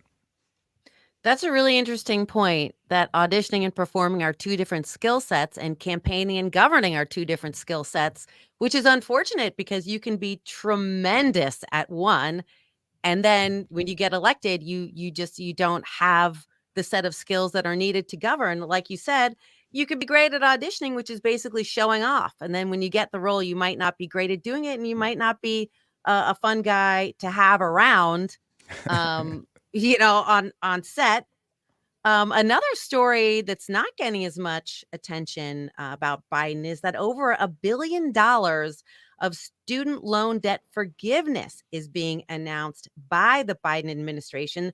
Borrowers in the Saving on a Valuable Education, or SAVE, SAVE program, who have made at least 10 years of payments will be receiving an email from President Biden today that amounts to an estimated 153,000 borrowers.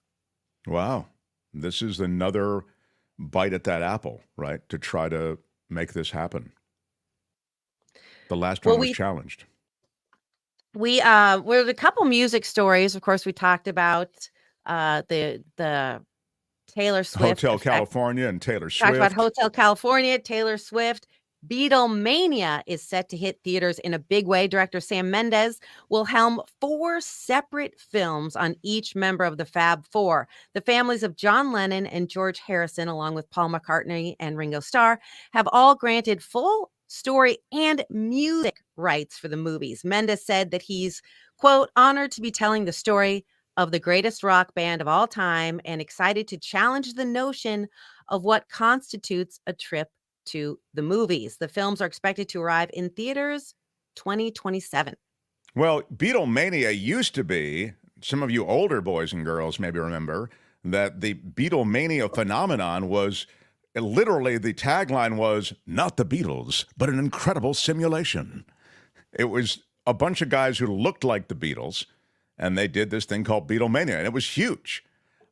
This new Beatlemania seems like it's going to be very much the Beatles, although it's going to be focused on each Beatle. Now, did I understand you right? It's going to be 4 separate mini films or films, full-length. This is going to be a series on Netflix or something? That's a great question, whether it'll be streaming or in theaters, but it's definitely 4 films that focus on each of the Fab Four. And I mean, you think you know their stories, but it's endlessly interesting to me. Yeah. Like, I could hear about John Lennon for another 2-hour film, no problem, even though we've all seen many documentaries about their music. How long were the Beatles a group? How long were the Beatles a group? Oh. UC How Santa long Cruz? were the Beatles a rock band? They formed in Liverpool in 1960. How long, according to Wikipedia, were they active? How long? 9 years, says Spencer. 9 years? 11,780 years, says Trevor Starr. I get it, because that's the number of votes that Donald Trump was looking for. 16 years, says Calvin Wong, who's the shadow producer of the show. 7 years, says Nit One. 12 years, says Brian. 8 years, says Walter. How long were the Beatles actually? 10 years is the answer from Randy. Nicely done. 1960 to 1970, they say officially. Anyway. I like that we've turned this into a quiz show today. Well, I enjoy quiz shows and happy to always turn anything into a quiz show, is the truth. Do we have time for another story? Hell yeah. Go for it. Are Albert, you a real estate person? is that right? Do we? Albert, thank you. Do we have time or not? Hell yeah. Okay, go ahead. Go ahead, Teresa. You've got a lot of time, actually. Go ahead. I don't know if you guys are real estate people, but there's an account on Instagram called Zillow Gone Wild. It's so much fun. It'll be like a house in some random place with like a baseball diamond or, just crazy stuff. Well, here's a local story. There's a $2.494 million home on Carl Street in San Francisco's Coal Valley. This, according to SF Gate, that is unique in both its history and its characteristics, particularly the large pool that was once the epicenter of some star-studded parties. This 1908 property is technically a condo that's part of a 3-building compound, meaning that 61 Carl Street shares one lot with 2 other homes. So it doesn't really feel like a combo, but there are like a condo, I should say, but there are very, very few privately owned pools in the city of San Francisco. So I will say this, though, Teresa, and you know me. this as a former San Franciscan. The reason for that is it's not really warm enough a lot of the time for you to enjoy a pool, right? I mean, it's not pool weather, might be a way to put it, especially during the summer. I grew up in San Francisco and never, like, the idea that somebody would have a pool at their home would have blown my mind. Like, I never seen anyone's home with a pool. Now, here in Arizona, a lot of people have a pool because, it's 142 degrees. So I was really surprised to see this story. And I mean, considering San Francisco real estate prices, it's under $2.5 million. Right. When you said that, I thought, wait a minute, with the pool, and then it all falls into place. You share it with these other buildings or structures, or technically townhomes or condos, I guess, as you were saying. But the truth is, they're all homes in the collective. I'm sure they have an HOA, and that somebody's going to be peeing in the pool, and that person has to be called up before the HOA, and the other 2 residents have to, and now you have to live next door to somebody that you've just browbeaten during a meeting.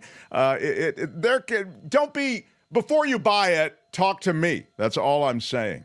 I feel like all the But, cool kids are doing the cold plunges, and that seems like a natural cold plunge in San Francisco. That's certainly true. That's a good point. Yeah, it's definitely you'll find more pools maybe South Bay and Marin, don't you think? And maybe in Contra Costa County a little bit more inland, away from the sea breeze. Somebody but in man, San Anselmo probably has a nice pool. yeah, that's it, right? But I mean, The city come on. for a pool, yeah, it just feels a little chilly, but it sure does look pretty terrific to have it there. Anyway, that's a cool story. I love that. I love those real estate stories. We usually do stories of high-end real estate along that Zillow Gone Wild, or where we were saying the Oh, it's so much fun. You can find someone's got like a silo, like I don't know. We usually do it in a segment we call That's Rich, alongside other rich people stories, like of yachts and whatever other acquisitions and movement of money. But Speaking there it of is, rich Zillow people, Gone Wild. yes, Yeah. it is so fun. I mean, I'm not associated with that account, but I enjoy it. Speaking of wealthy people, and I'll end this newscast with this story.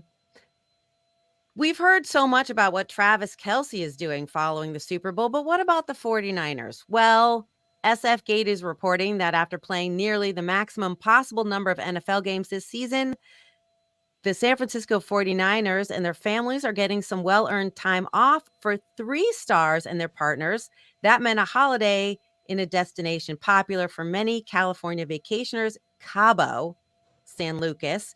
Tight end George Kittle, running back Christian McCaffrey, and fullback Kyle Juszczyk jetted to Mexico for their President's Day weekend. The trio and their partners, Claire Kittle, model Olivia Culpo, and designer Kristen Juszczyk. She's famous for making all the jackets, including the one Taylor Swift wore. Yeah. They're clearly pals outside of football. The men were spotted gambling in Vegas the day after the Super Bowl, and the ladies spent much of that week partying together on the Strip. Anyway, paparazzi caught the group on this beach in Mexico, and whether Here's these pictures. Oh, it's not. That's okay. So that's the Juszczyk's Juszczyk wife's jacket. Yeah. jacket. Yes. Right. And she is really, talk about the Swift effect. I mean, she's gotten a licensing deal with the NFL. Wow. Everybody wants those jackets, and they are really cool looking, I have to say. Yeah. There's never been anything like this. All right. That's been pretty There great. hasn't. These 3 49ers ran into quarterback legend Peyton Manning at a beachside bar. Photos were snapped for TMZ, showing Kittle in a wide-brimmed sun hat and typically ostentatious beach ensemble. I don't know where Brock Purdy is.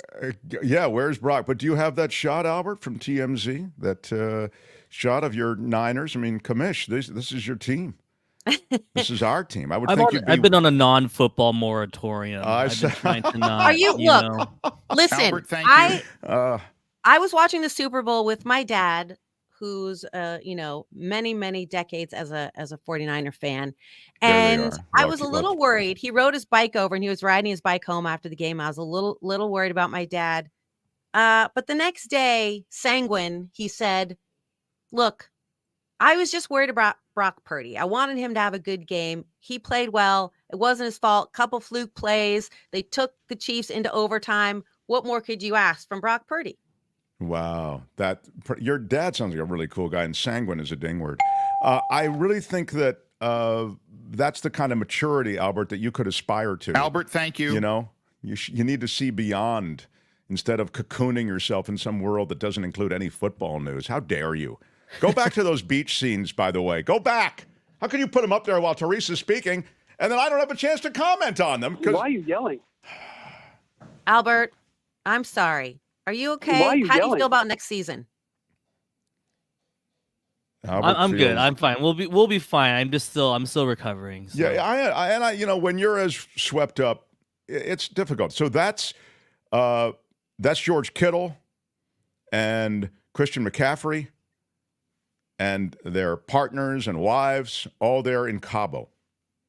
It's cool that they hang out together. I kind of like that, Yeah, I mean, I feel like Kelsey and Mahomes are close, and that kind of chemistry help. I mean, you always got the feeling Tom Brady was close with Julian Edelman and Gronkowski, right? Like you want to have chemistry. But then again, Shaq and Kobe hated each other and they played so well together all those years. Yeah, I didn't realize that. They hated each other? There was a long time with Shaq and Kobe? Oh my gosh. I know they were competitive, but did they really hate each other? Yes. Yeah, they went through a period where they didn't talk. So Oh, that's pretty and then Kobe wanted to get traded, and then Shaq actually got traded, and then they But when Shaq left the Lakers, they still went on to the championship under Kobe, right? with Pau Gasol in 2000, like around 2010, 2009, 10, 11. Right. So that was important to Kobe. I think, Albert, thank you. To be able to do it without. But Shaq also won without. Oh yeah. Yeah, he won in Miami when he in won. Miami they crushed, right? I told you about. Was that Pat Riley who was coaching? Who was coaching that team?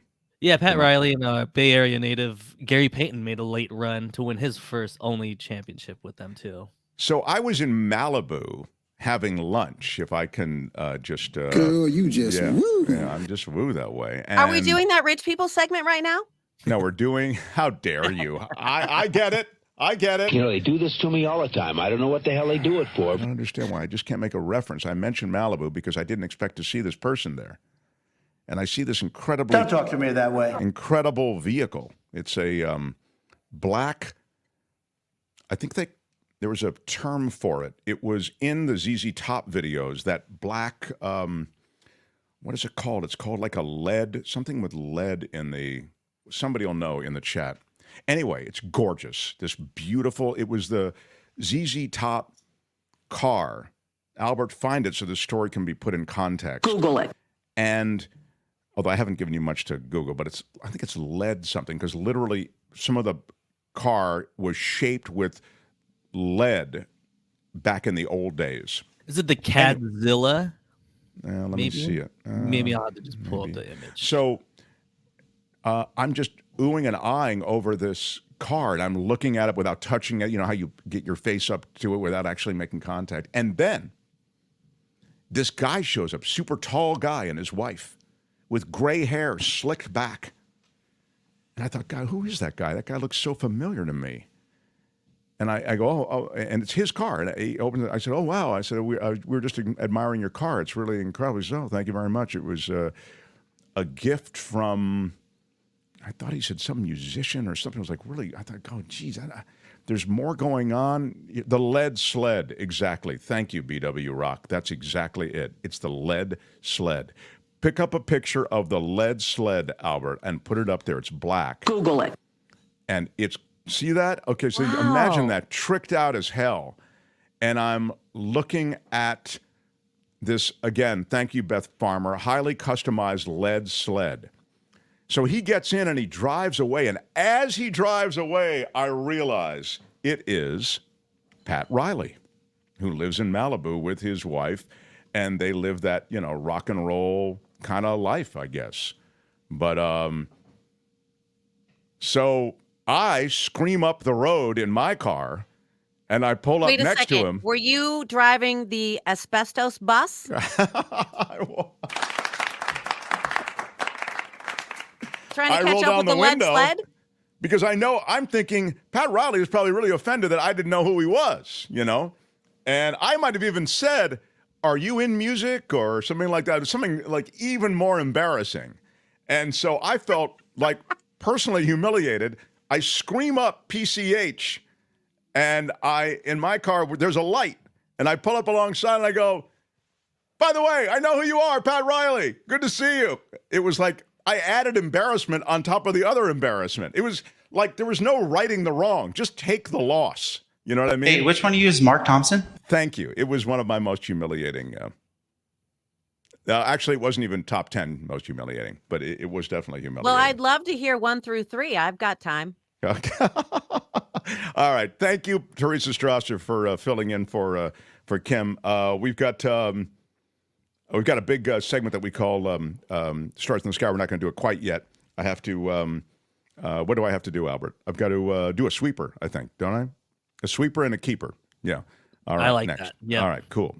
Stars in the Sky next. Mark Thompson Show. The Mark Thompson.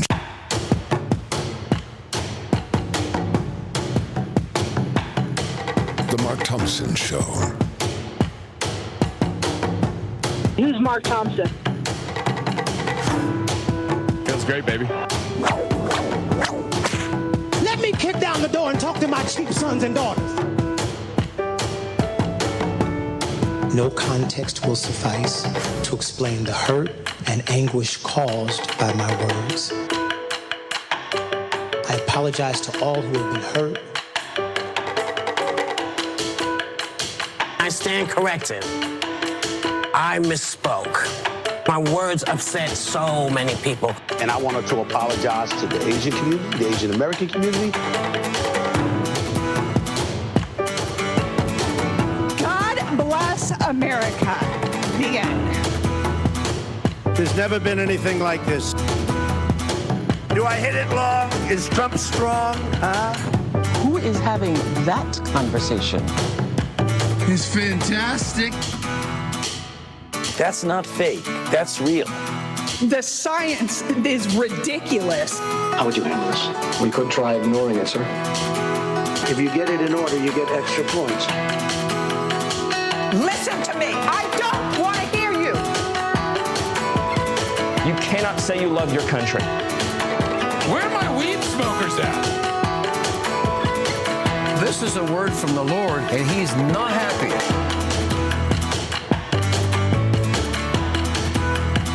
There is no defense for my conduct. It was wrong, it was stupid, and I'm trying to be a better person. Don't ever use that word. You get nothing. What's a guilty pleasure you have? Seriously, what the I want to mention everyone who has joined us today that we are a crowd-funded show. Thank you for being part of the crowd if you are part of the funding. And there it is, Stephen Greenelk. For a couple of bucks, I believe Stephen was also a contributor last Big week. shout and out. he may be a new Patreon subscriber. I need to check the list. We like to give them shouts. Occasionally, you can become a Patreon or PayPal subscriber by going to our website, themarkthompsonshow.com, clicking the Patreon or PayPal link. Or just at the bottom of this video, you can see it right there. There are click-throughs to Patreon and PayPal, so you don't even need to go to the website. We also have our merch. And for doing the news today on the show and filling in for Kim, Teresa will receive something from the merch store. It looks like I'm doing the show from a department store window because we always are pushing the various things that have the logo of the show on them to help support the show. So... I love a mug. All right. I don't want to drop any hints, but there it is. It's at getmarkmerch.com. It's funny. The Mark's Magic pot holder is a fan favorite. People love that pot holder. And Where are my weed smokers at? No, it's not that kind of pot. It's for hot things. But you can put pot in it, I suppose. Are you do you mess with the gummies and such? Or no? I unfortunately have found my way to gummies and chocolates and tinctures and everything. I did nothing for decades. I did, I drank a lot. But I'd be willing to bet my lunch that there's alcohol involved. Exactly, usually. But now I'm kind of migrating to this other place with the...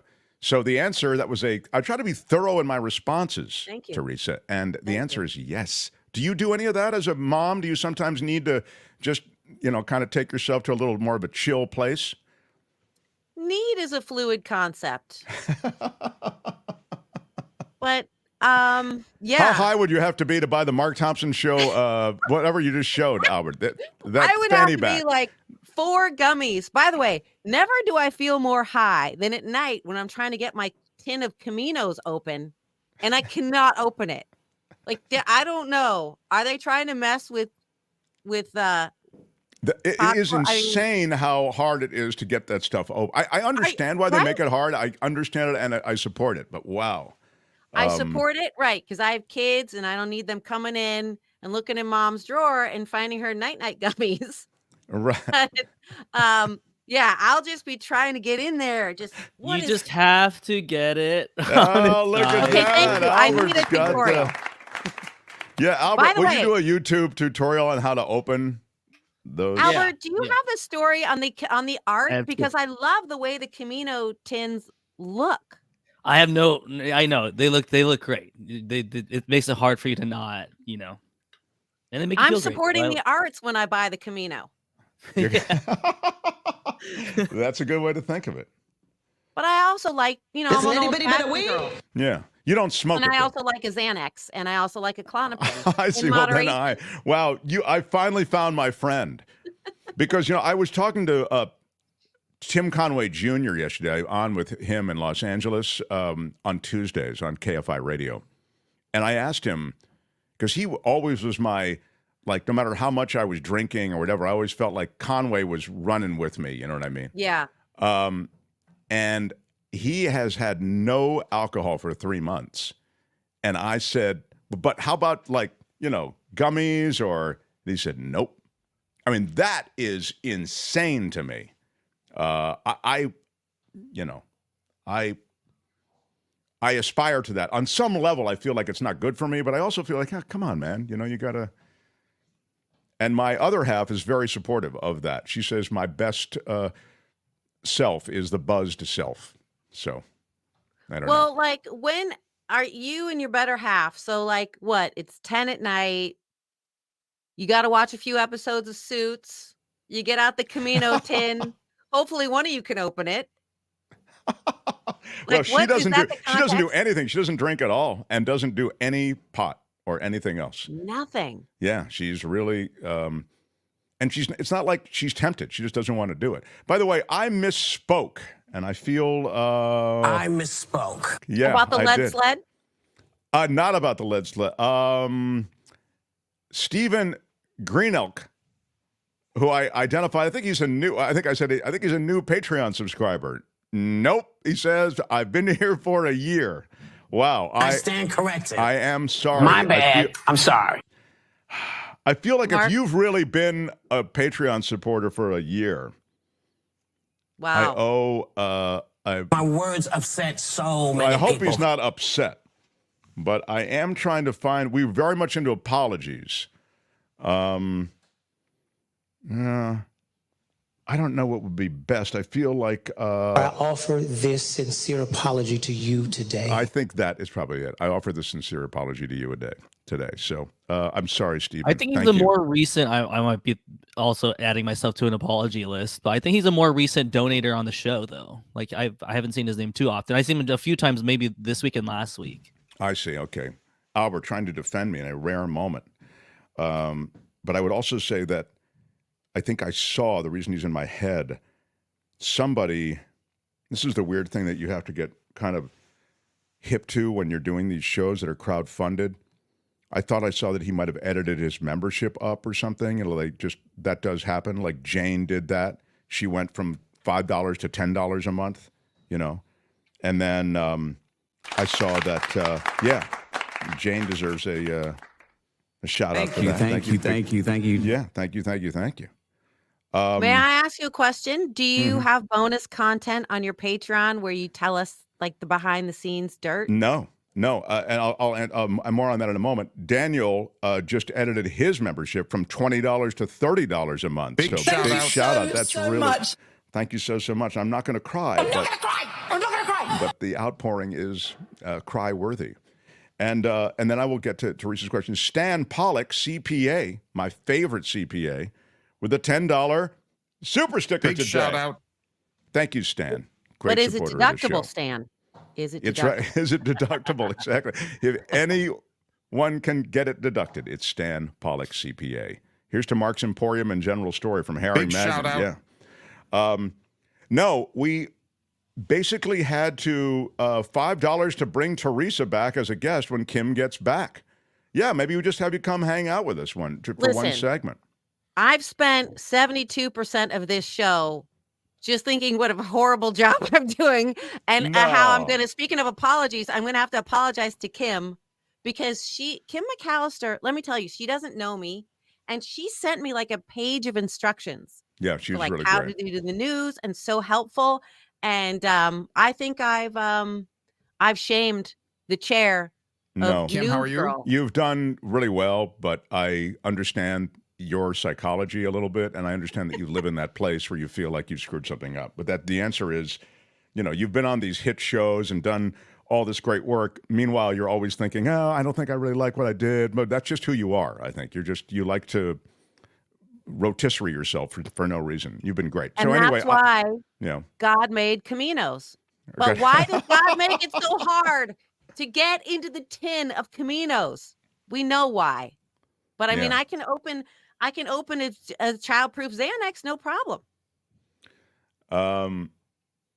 Look at this. Eileen says, Vicky, you must listen on replay. Teresa was really funny. Teresa is so funny. Oh, I my disagree. God. Teresa is very tough on herself. Gary D from Rome with love.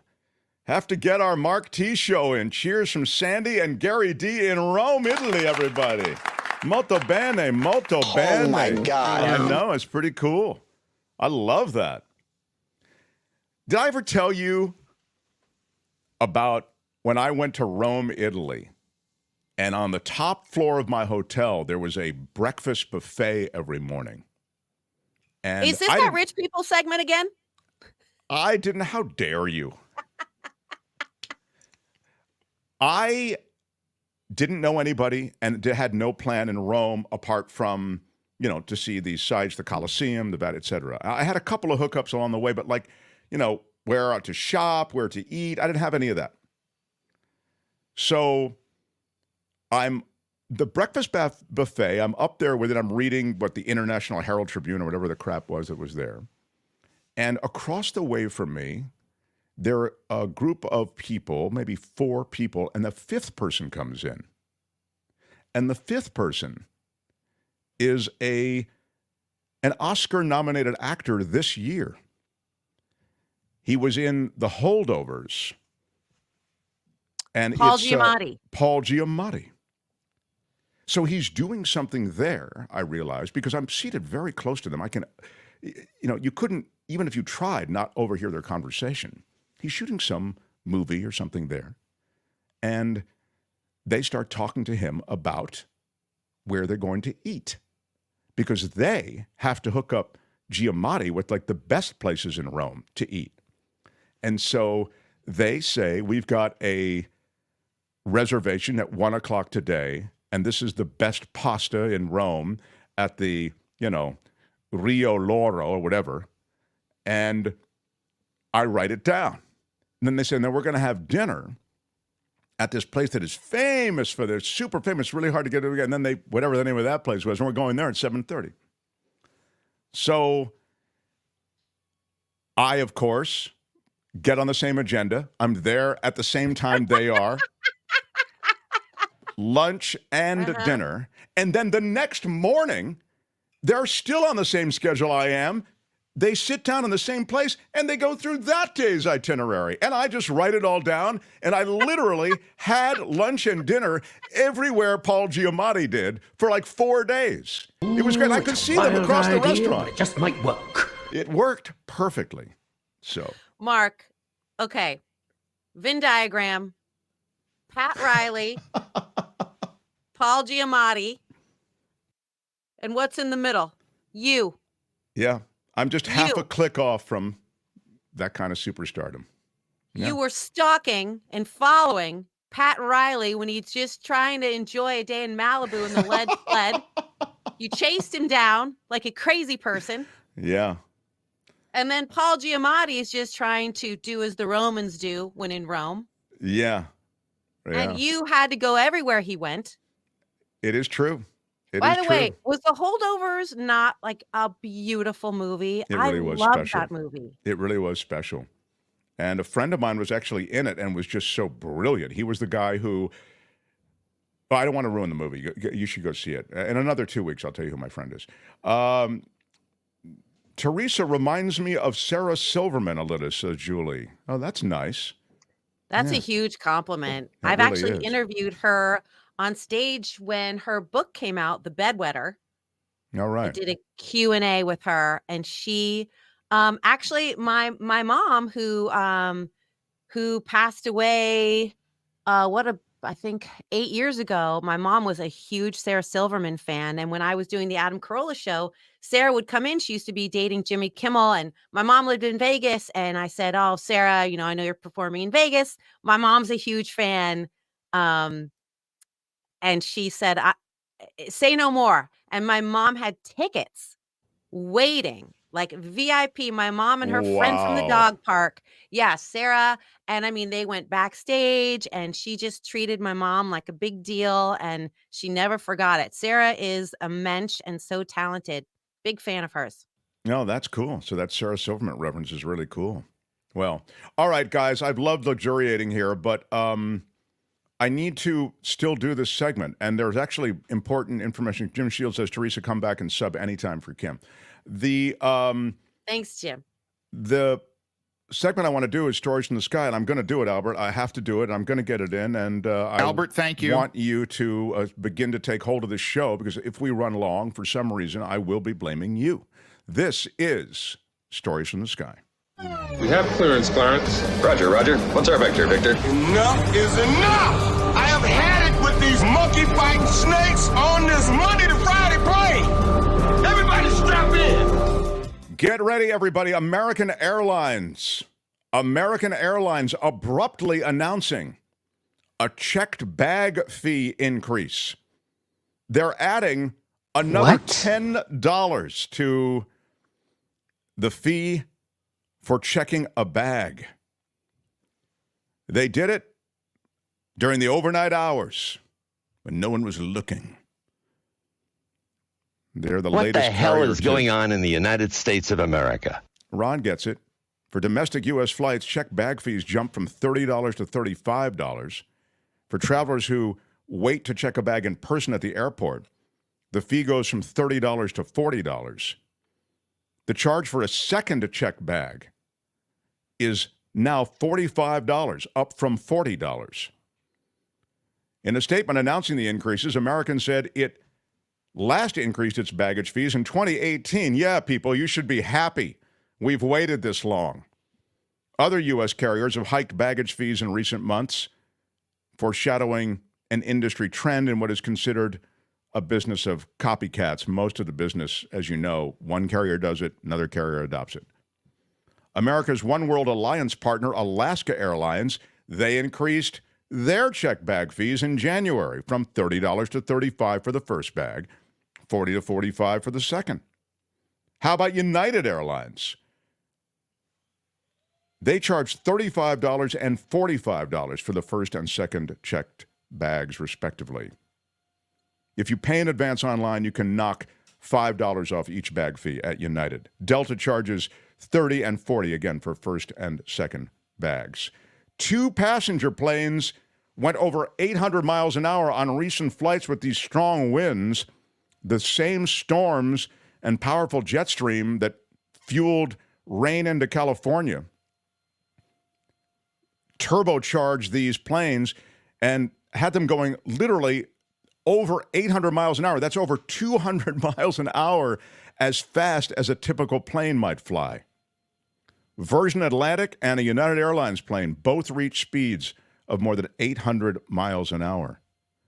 And a 22-year-old woman accused of shoplifting in San Francisco is arrested on a plane in Hawaii. What? She was stealing merchandise at San Francisco stores, including downtown luxury retailers, and then arrested on a plane in Hawaii, and say it ain't so, on Valentine's Day. Talk about a buzzkill. 22 years old, San Francisco resident. She has a history with organized retail crime, apparently. That's a nice way to put it. I have a history with organized retail crime. Yes. Talk to my people if you're interested in some organized retail crime. The SFPD enlisted the help of U.S. Marshals, multiple outstanding warrants, and she was busted as she exited the plane. They got a report of 2 women shoplifting at a store in Stonestown. I used to shop there when I was a kid. Of course. That was the mall. That was, by the way. They went through kind of a dip, and now they've been. Did you know Winona Ryder famous shoplifter is from the Bay Area. I'd forgotten. Yes, she was sort of the high watermark in shoplifting. Mm-hmm. That's when you knew it was a compulsion, because she was a star when she was shopping. You know what I mean? It was like you knew it was a compulsion then. Right. She wasn't doing it because she needed that necklace from Saks. Exactly. Thank you. Anyway, these serial shoplifters, one of them was nabbed on a flight in Hawaii. So you got an 800-mile-an-hour plane, two of them, a serial retail thief nabbed in Hawaii, and those bags will cost you more to check. And with that, that's Stories from the Sky for today. This has been Stories from the Sky. The captain has turned off the seatbelt sign, and you are now free to move about the cabin. The time has flown by, Teresa Strasser. I thank you so much for filling in for I don't Kim. understand how John Rothmann hijacking your show wasn't in Stories from the Sky. If you missed it, Rothmann, that's kind of what he does. He's very, do you see how he links all? I mean, I see through it now. It's like a parlor trick that he does. He starts, and then he continues, and then he segues to something else, and might I say, and as long as I'm going, we should mention, and you just can't get a word in, and he goes. You got to be a sniper in the weeds, just waiting for an opening. Sometimes I just have to call him out on it, which I did today. But he's such a good broadcaster. He was like producing in real time. You can see it all happening. Let me tell you what John's thing is, just in this last minute. His magic is not only what he says, but how he says it. He has a theatricality to the way he speaks. Mark, let me just say that if Nikki Haley can do something this weekend against Donald Trump, it could change this race in a way that we've never seen in recent American history. He speaks in that kind of old school way, as though he's speaking from Shakespeare. And that is magical to listen to. You know, it's one of his, that's another one of his tricks. It's not a trick, that's how he speaks, but it's just very effective. And Mark, who has a greater speaking voice than you? I love whoever's watching this, probably a lot of the reason why they're a fan of yours, and hopefully donate to keep your show on YouTube for a very long time, is just like your God-given speaking voice is so beautiful. Oh, you're so sweet, Teresa. Thank you very much. Please continue. It was. Do you know who I am? I think you were the voice. Right. Yeah. You were a big deal. You were the voice of a network. I did a lot of stuff for Fox. I did stuff for ABC. The best job I ever had was the voice of ABC Late Night, because that was Jimmy Kimmel's show, and they had to do daily promos, and they changed the promos every day because a new guest every night, right? And so you get paid for the 30-second, and you get paid for the 15-second, and you get it every single day. It was and I did it from my home. It was the very best job I've ever had in terms of, you know, what is that? Return on investment or whatever. ROI. ROI. Yes. You got a lot of love. I'll finish with a little love for Teresa as we kind of wrap up. Aloha, Mark. Glad Kim is getting a break. Welcome to the show, Teresa, says Walter, and he is, when he says aloha, he's in Hawaii. That's right. He's no fool. Teresa was great. I'm super passionate about the show today. Loved you on Conway yesterday, but this is the huge soda of entertainment, says Luis. Big shout out. Big shout out. And that I'd have to explain to you. The huge soda reference is a Michael Shore reference. I think you know Michael Shore, so you might, you've got a lot of love. You should go back if you want to feel good about yourself and read the comments. I really appreciate you being here today. I mean, it was quite fun, and we look forward to the next time you stop through. Even if Kim's here, you can come through anytime. So thanks, Teresa. Thank you for having me. It's very generous, and thanks to Kim. Albert, thank you, and I'm Shadow Stevens for the Mark Thompson Show. Bye-bye. The After Party Live is going down now. All right, and we'll do it live. Yeah. So until tomorrow, Kim is back tomorrow. Thanks, everybody. Bye-bye.